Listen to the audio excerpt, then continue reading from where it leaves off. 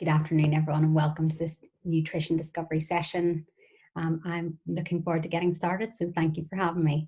So we're going to start with a quick intro about myself, and then we're going to move into what the webinar is all about, what we're going to cover. So my name is Natasha Simmons. I'm a registered nutritional therapist and qualified life coach. I specialize in corporate clients, but I also split my time between by running my own private consultation practice as well. I started my career as a chartered surveyor and did that for about 10 years before moving into coaching and then qualifying as a nutritionist. And here I am today.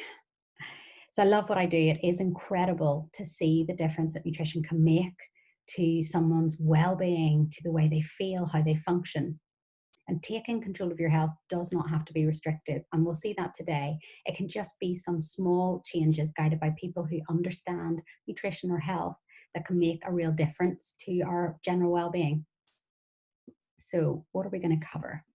We're going to have a quick quiz to warm up our brains, and then we're going to move on to our food choices and how food choices and nutrition can impact our brain and body chemistry. We're then going to move on to the 4 pillars of a healthy body and brain. So this includes blood sugar regulation, micronutrient wealth, healthy digestion, and hydration.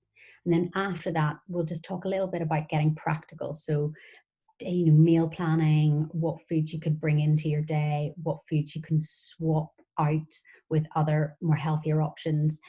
So just some good food ideas and some ideas of how you can adjust your routine to support your health. So the quiz to warm up our brains. Which food is the richest source of omega-3? Does anybody know? The answer is mackerel. So mackerel is, and it's an oily fish, and oily fish is generally known to have the highest source of omega-3. Mackerel isn't the only oily fish, so we also have this acronym called SMASH, and that tells us all about the oily fish. So you've got sardines, mackerel, anchovies, salmon, and herring. They're all good sources of omega-3. Name a rich source of plant-based protein. Yes, quinoa, beans, soybeans, pulses, hemp, they're all great sources. Which of these fruits is highest in sugar? The answer is bananas. Bananas have 3 to 4 teaspoons of sugar per average banana. So they're quite high in sugar. And we'll talk a little bit more about that and about other fruits that are lower in sugar a bit later on. Question number 4, it's best not to eat more than 5 eggs per week. Is that true or false? The answer here is false. So previously the guideline was the cholesterol in eggs would then lead to heart disease. But now we know that is not the case because cholesterol in our food has very little effect on the cholesterol in our blood. So actually sources such as eggs are considered to be heart healthy because they contain other nutrients like choline, protein, and vitamin D. So we would suggest these as a heart healthy option to bring into your diet. Unless you have, say, a genetic cholesterol condition, these are a great option to bring in. If you are wanting to focus more on heart health, it would be better to look at fat and getting the right type of fats in your diet. And we're going to talk a little bit more about that later on. Question number 5, which amazing nutrient helps you relax?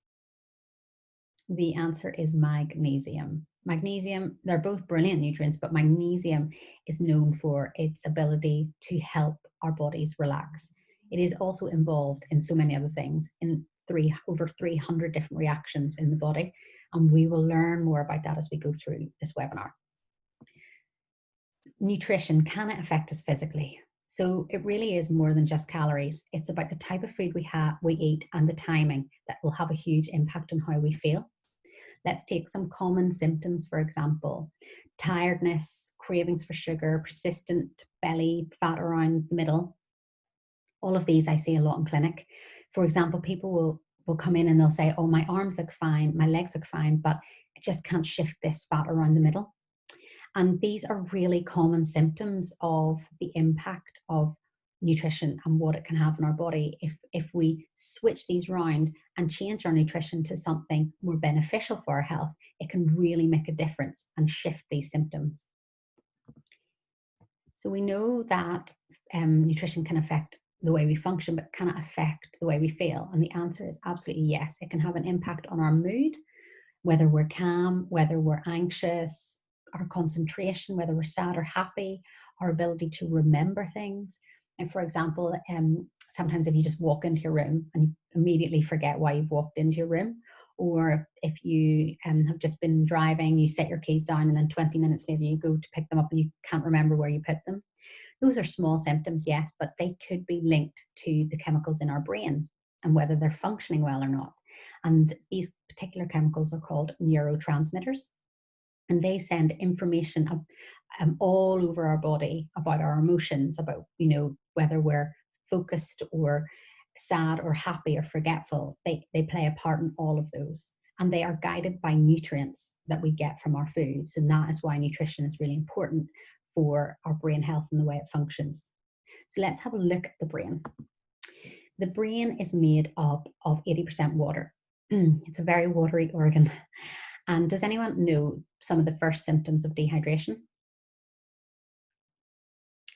Headache, yeah. So if you have a headache or you are thirsty, you're already dehydrated. And this is why we sort of say, try and have water, 1.5 to 2 liters of water spread out throughout the day. Because if you're thirsty or you're wanting water, by that point, you're already dehydrated. The brain is also made up of other aspects. So if you strip the water out of the brain, you're left with this solid mass. And 60% of the solid mass is fat. And that just goes to gives us an indication of the type of nutrition that we need to be giving our brain to support its structure. The brain is actually the fattest organ in the body. It's even fatter than the liver. So we know that fat is important for it. The rest of the brain is made up of protein and carbohydrates. Protein is really important for the brain because it helps with the structure, but it also helps to make those chemicals I was talking about, the neurotransmitters. So it's really important that we make sure we have enough protein in our diet for that reason. And there are other reasons protein is important, which we'll talk about. Carbohydrates also form part of the brain. And they form a small part of the solid matter of the brain, but they're really important to help fuel the brain. So over 20% of our overall energy coming in from our food gets directed straight to the brain. So we know that carbohydrates are really important. We just need to make sure we're getting the right ones. So looking at these chemicals, which are called neurotransmitters. Neurotransmitters are chemical messengers that travel around the body. They are signals of emotion. So they're responsible for us feeling sad, happy, concentrating, motivated. They're also made of food. So in order to make them, we need to have enough protein in our body to be able to make these neurotransmitters. So it is really important that our diet then supports our brain health. So let's look at a couple of them. So we've got serotonin. Serotonin is responsible for mood, for sleep, and also for carbohydrate cravings. Most people have heard of serotonin because low levels have been linked to conditions such as depression. And that is why it is really important that we have protein in our diet, because we know that that's going to support the production of something like serotonin. GABA. GABA is a really great calming neurotransmitter, and it can be enhanced. It's not just made from protein like serotonin, but it can also be enhanced by doing certain exercises such as meditation, yoga, and also just general happiness. So for all of these neurotransmitters, their studies show that laughter helps enhance these neurotransmitters. So we know doing things like that can really improve our brain health. The third neurotransmitter is dopamine. Dopamine is one that actually a lot of people have heard of. It is our feel-good neurotransmitter. It's responsible for mood, motivation, and focus. It's released when we have sugary foods, and that's often why sugary foods taste so good. But on the flip side, if there's an imbalance with dopamine, it can very easily be implicated in anxiety, unease, and forgetfulness. And so that's where really having a balance of these neurotransmitters is really important, and not allowing it to get out of balance, say by having too many sugary foods. And we'll talk a little bit about this later on. 90% of our serotonin is made in our gut and not in our brain, and 50% of GABA and dopamine are made in our gut. So there's a real link between our digestive health here and our brain health. If we support our digestive health, it'll help us make these neurotransmitters, and therefore our gut is very much linked to our brain. And often, and nutritionists will say happiness lies in the gut, and that's one of the reasons why. Okay. Can nutrition affect our ability to rest? Food can affect our ability to sleep. Studies have linked consumption of fruit and veg to a better sleep duration, to longer sleep duration. So a couple of symptoms, for example, I see in clinic are people who struggle to sleep, or people who often wake up in the middle of the night and aren't quite sure why they've woken up. Now, waking up in the middle of the night could potentially be due to a drop in blood sugar levels. And this is very disruptive for someone, but it could be linked to the fact that they've not been eating in the right way throughout the day before, or even in the run up to it. So if someone is not having lots of sugar in their diet, and they're not balancing their blood sugars, which we will go into more detail shortly, then it can have a real knock-on effect on how they rest at night. So can our nutrition affect our performance and productivity? A study has shown that poor diet can make you 66% less productive. And we do know that if we're not eating, I mean, even I feel it, if we're not eating the right foods, that it can really impact our concentration at work, our energy to socialize, our productivity, even when we're exercising. So it can have a real impact. So this is just an insight into how nutrition can impact lots of different aspects of our health. And now we're going to look at the 4 pillars of health. And so if we can balance these 4 pillars, it'll really help us to enhance our general health and well-being. So the 4 pillars. The first pillar is blood sugar balancing. Now, this is a complete game changer. This is one that I see in clinic all the time. If you are able to balance your blood sugars, it can have a really positive effect. If your blood sugars are out of balance, it can affect your mood, your sleep, your weight, your energy, your concentration, a lot of different things. So let's take, for example, a journey throughout the day, right? Let's look at blood sugar. So you've got to look at this. If we look at this graph here, the bottom left-hand side, we'll take that as the beginning of a day. At the beginning of the day, your blood sugar levels are really low because you've not eaten anything throughout the night. Say you start the day and you have like a bowl of cereal or a croissant and coffee. That is readily available sugar. Those sources of foods have sugar that's just ready to come out of the food, so to speak, and hit your blood sugars. So when you eat that food, the sugar goes straight to the blood. The problem is our body can only cope with a small amount of sugar at a time. So what will happen there is your body will take on the sugar it can, but then it has a mechanism to get a bit of help with the excess sugar, and that's insulin. So insulin will come along and say, right, I need to remove this excess sugar. I'm going to put it somewhere just in case the body needs it later, but it can't use it now. So I'm going to store it, and it stores it as fat. And if you then you get to lunch, say, for example, and you have, say, a white pasta or a white bread sandwich, more unrefined carbohydrates, so more of those processed carbs, then the same thing happens again, and more insulin comes out, and there's more fat storage. And then you get to about 3 o'clock and you have this post-lunch slump. And this is where the tiredness, the cravings, the poor concentration kind of comes in, and you reach for a chocolate bar, which will do exactly the same thing. And before you know it, you've got these peaks and troughs of blood sugars throughout the day. What we want to have is this green line. We want our blood sugars to be stable, because if they're stable, we're more satisfied. We have more steady amount of energy. We're better concentration, and it's likely to help us have a better night's sleep.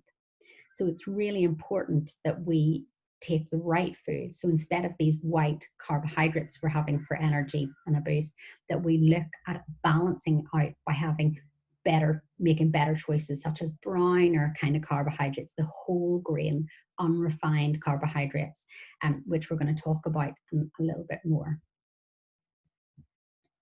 Okay.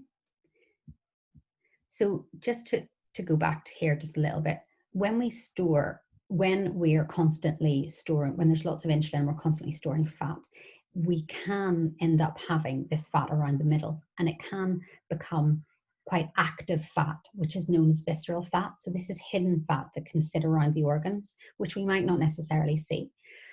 This fat can be a little bit dangerous to our health because it can increase the risk of type 2 diabetes and heart disease. So we just want to be mindful of the importance of balancing our blood sugars and making sure that we don't have too much sugar so we don't store too much fat in that respect.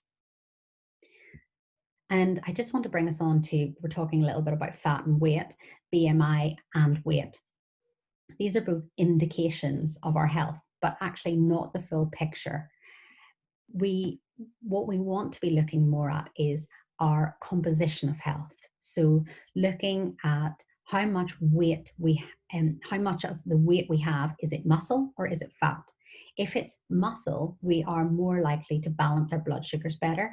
It also improves our insulin sensitivity. So it makes us more efficient. And it means that it helps the sugar balance more. And we also want to look at where the fat is stored. So is the fat stored around the middle as an apple kind of shape, or is it stored kind of like a pear shape? So if you find over time that you're kind of getting a little bit more fat around the middle and it is more apple shaped, then those are signs that maybe some changes needed to be made to help reduce the health risk of the conditions such as diabetes and heart disease. So what we would normally do when we're looking at body compositions, like the whole picture, is we will come into the office and we have a machine and we can print off some measurements to have a look and help people then use those measurements to create goals so that they can support their health. But we aren't able to do that at the moment, obviously. So what we are recommending is that people use the waist-hip ratio calculation.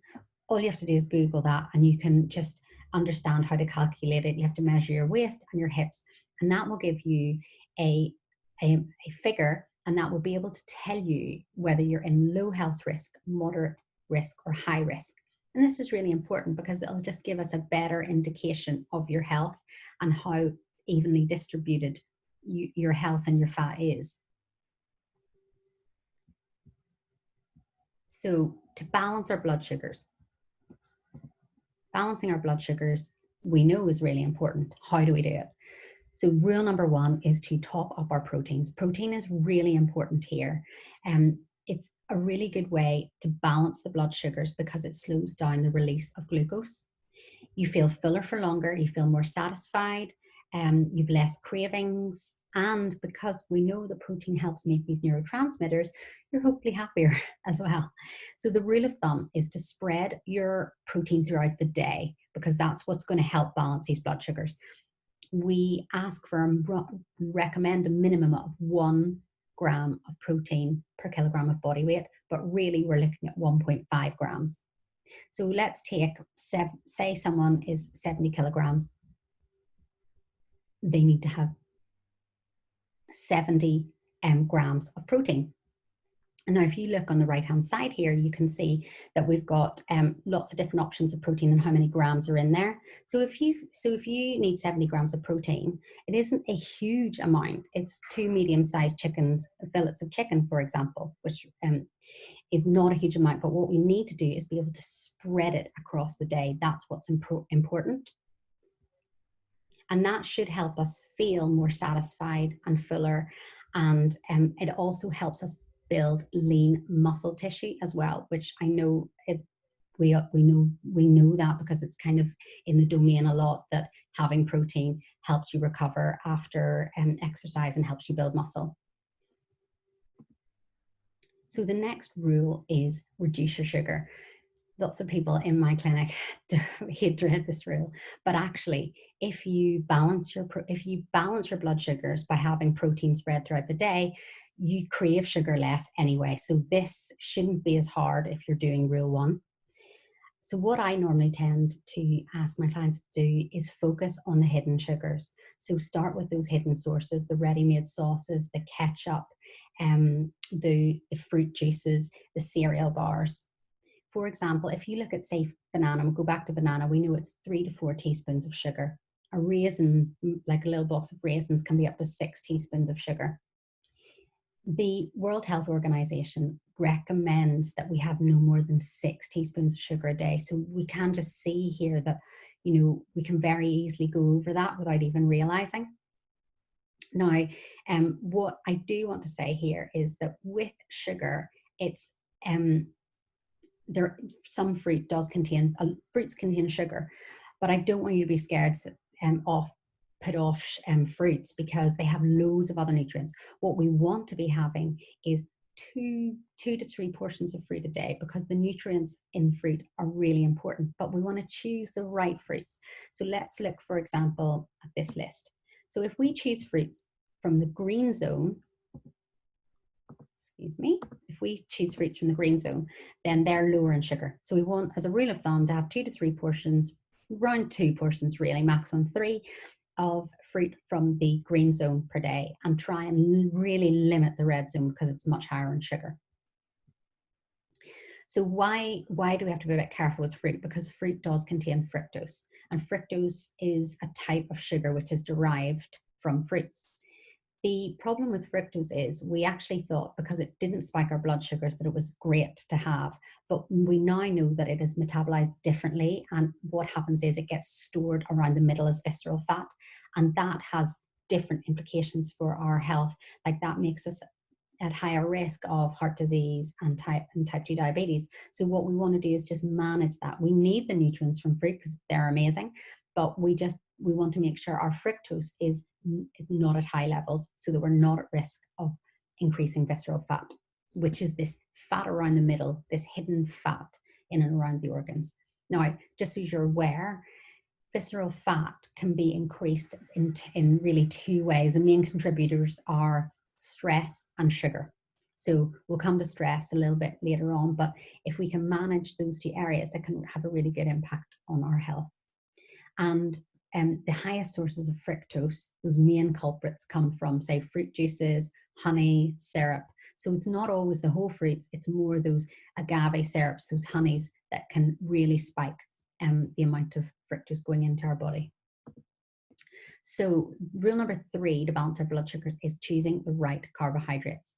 So what we want to be doing is having carbohydrates less on the left-hand side and sort of moving more towards the right-hand side. So the white processed carbohydrates, the chips, the crisps, the potatoes, the cereals, they all have very little nutrients anyway, and they will spike our blood sugars. Whereas if we go down the right-hand side, you can see the purple sweet potatoes, the broccolis, the tomatoes, they all are, the brown rice, the brown pasta to a point, brown bread, if you're having bread, all of these are important because they have more fiber in them. So you're going to have a more stable release of sugars, which means that you're going to feel fuller for longer, but you're also going to have a steady amount of energy and less fluctuations in those blood sugars. So this is our ideal plate graphic. It's just a really great way to look at what your plate should be made of in order for optimal health. And what some people do is they print this off and they just put it on their fridge. So that's really an option that you could do. So half the plate should be non-starchy vegetables. So loads of, colorful veg, green leafy veg, peppers, tomatoes. And then a quarter of our plate should be brown carbohydrates, brown rice, sweet potatoes, quinoa, potentially brown bread, but yeah, and black rice, all of those kind of darker carbohydrates. And then a quarter of our plate should be protein. So in terms of the protein, we've talked a bit about protein, but if you want like a quick rule of thumb to measure how much protein per portion you're having, just use the palm of your hand. So like a salmon fillet, it's roughly the palm of your hand. Breasted chicken, roughly the palm of your hand. That's kind of what you want to be having. Rule number 4, and the final rule for balancing blood sugars, is making sure we have the right fats. So it's not about no fats, it's about the right fats. So, fats have been vilified for decades because there was a study done that showed that they could be linked to heart disease. But actually what happened here is we stripped out all fat from the body, and we really need fat. But it needs to be the right fats. So that fat is important for energy, for to make our hormones, such as stress hormones, sex hormones. They all come from cholesterol, and it's also really important for our brain, which we've just talked about. So what we need to do is get the right fats. So we're looking here at getting a good balance of omega-3 and omega-6 fatty acids. So these essential fatty acids are really important because they bring the anti-inflammatory effects in the body, which are very beneficial. But because they're essential in the world of nutrition, it means that we cannot get them and we cannot make them ourselves. We must get them from the diet. So that is why we recommend people having 2 to 3 portions of oily fish a week to make sure they're getting enough of this omega-3 in their diet. Omega-6 is very readily available in the UK diet, but omega-3 is not so much. If you're a vegetarian, have walnuts, flax seeds, chia seeds. They're all really good sources. So the next pillar is about nutrient wealth. So it's all about getting lots of whole foods, but lots of color in there, because different colored foods have different health benefits. Let's have a look at this slide. So it's all about variety. So for example, having the white veg, onions, fruit and veg, onions, pears, cauliflower, they are known for having benefits to our immune system, our digestion, lowering our cholesterol and keeping our heart healthy. Whereas purple foods are known to have really high content of vitamin E, so really good antioxidant properties, which is brilliant for memory, anti-aging, and healthy blood vessels, so good for exercise, brings the nutrients all around the body much easier. So there are benefits to all of these different colors, and that's why we say eat a rainbow. So I'm just going to touch on one of the nutrients. There are so many nutrients that we could cover, but one of them we've already touched on, which I'm going to give you more detail on, is magnesium. So magnesium is super important, not just because it helps relax you, but it is involved in over 300 different reactions in the body. And it not only relaxes you, but it also helps relax and expand your blood vessels, allowing more blood to flow in. It's very good for tension after exercise, stress and anxiety. It helps promote more serotonin levels in your body. It can improve your sleep. And that's amongst many other benefits. So it's really, really good for you to have it in your diet. The sources include dark green leafy veg, avocados, nuts, seeds, and you can also get magnesium it's absorbed through the skin. So that's why people say have an Epsom salt bath, and have a foot bath, or have to use the magnesium sprays. What I would say is if you are doing that, is to make sure you soak in the bath or the foot bath for about 20 minutes, because that's when the magnesium is absorbed in the skin. The third pillar is healthy digestion. So this is a whole topic in itself, but I'm going to give you some really helpful tips that are not hard to integrate into your day. The first one is chew, chew, chew. So it's really important. It sounds obvious, but we live such busy lives that I think we forget how important it is to chew. Chewing stimulates our digestive juices and helps break down our food, and it helps then the absorption of the nutrients into the rest of the body. So it just makes the process much easier. So we really should be aiming to chew our food each time for about 30 to 35 chews per forkful, but just be mindful of chewing and try and do it more and more, and don't force yourself to make 30 to 35. But yeah, it's really something that will make a difference. It just helps kickstart the digestion. Rest and digest, I see here. So this is all about not eating on the go. I know so many people find it easier just to eat at their desk, whether at home or in the office. But actually, if we eat at our desk or eat while we're doing lots of other things, our body interprets that as stress. And when our body interprets that as stress, it prioritizes stress and it cuts out other really important systems such as reproduction and digestion.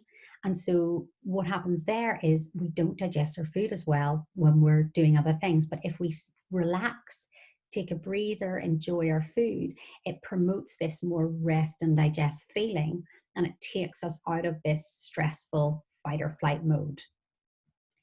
So just a few more tips coming up here. So we have some digestive health habits.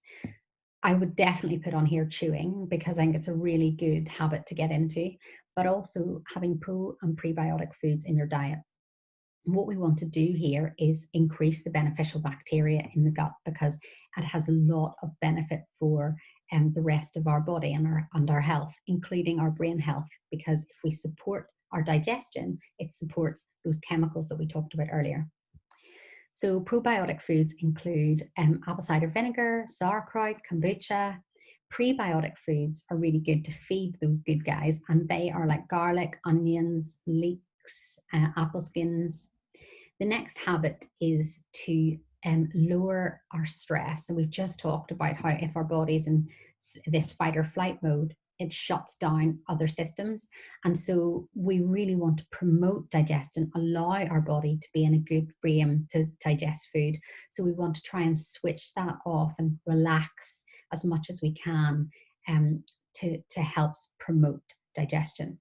We also want to reduce sugar. We've talked a lot about that, but that's another good health habit to have. The final pillar is hydration. It seems very obvious, doesn't it? But sometimes we forget, like even now, I haven't drunk water for about 40 minutes. It's really important that we remember that we've got to remain hydrated, because it, of course, supports our brain, as we could see here, but it's also really important for the rest of our body. We must ensure that our body is hydrated.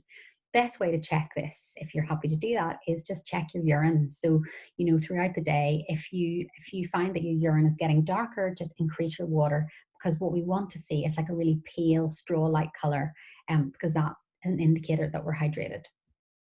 So just moving on to some practical tips. This slide just gives us a rough idea of where we kind of could be heading. You don't have to do it all. It's all about small changes that make a difference here. For a lot of my clients, I often start with either the morning or the evening. So if a client has a really good routine in the morning, like we have a really good breakfast, we balance the blood sugars with protein in the morning, then that can often set them up really well for the rest of the day, and then help have a knock-on effect for more positive, better quality sleep. And I also look at nighttime routines. So often people struggle with getting to sleep or waking, like we talked about earlier. But if we have adopted a more relaxing nighttime routine, then that can promote our health and a better night's sleep too. So, for example, not chasing emails at night, getting to a point in the evening and just allowing yourself to wind down. So stop tech after, say, 9 p.m., no screens. Reading instead of, being engrossed in your phone. Having an Epsom salt bath, if you have time, having an Epsom salt bath, or if you're a bath person. Stretching, even a gratitude journal. So some people feel like their day can still be whirling around in their head even when they fall asleep, and that can wake them up. If you just keep a book by the side of your bed and end your day with, what's made you happy in that day, what you're grateful for, or even a list that you're going to do the next day, then you'll end your day in a good frame of mind. So you won't necessarily be mulling over these things as much. And so they can be really good habits to have. So let's have a quick look at getting, practical really. So we're going to look at some ingredient swaps. So it's not about stripping everything out of your diet. It's about being realistic. What can you do? What swaps can you make instead of stopping yourself have a food? So instead of, say, having crisps, you could have oat cakes and hummus. Instead of milk chocolate, swap to dark.